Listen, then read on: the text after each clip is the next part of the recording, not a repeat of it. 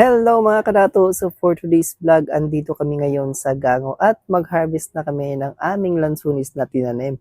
Huy! Syempre hindi naman talaga sa amin to kasi bisita lang kami talaga dito. At para hindi naman tayo mapagkamalang magnanakaw, magpaalam tayo sa may-ari. At dahil mabait si kuya ay hinayaan niya kaming mamintas na mga lansunis. At syempre nagdala din kami ng eco bag kasi hindi lang lansunis ang mapipintas namin, pati na rin yung kakao at saka niyog. At habang bitbit ng boyfriend ko yung eco bag, naisip ko na gusto ko na rin mamintas ng lansunis. At dahil namintas na nga rin ako, naisip ko na naman ulit na gusto ko na rin balang umakyat. Syempre, videoan ko muna rin yung boyfriend kong namintas kasi mamaya, yung lansunis naman niya ang pipintasin ko.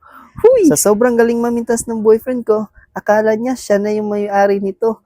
Huy! Kaya sa mga walang lansones dyan, magtanim muna kayo para may ma-harvest kayo. Hindi kagaya namin na humihingi. Huy! At habang nakakuha na kami ng lansones at kakao, maya't maya ay umuwi na rin kami. Maraming salamat nga pala kay Kuya Eli. Hindi lang pala lansones at kakao yung dala namin. Syempre, may mga manok pa. Salamat nga pala kay Kuya Eli. At ngayong pauwi na kami, binibidyoan ko muna yung boyfriend ko kasi sobrang niyang cute. Sobrang nagpapasalamat kami kay Kuya Eli kasi hindi lang prutas yung binigay niya. Meron pa ding manok. Sobrang nagpapasalamat kami kay Kuya Eli at sana i-bless ka pa ni God para marami ka pang mabigyan ng mga manok at saka prutas.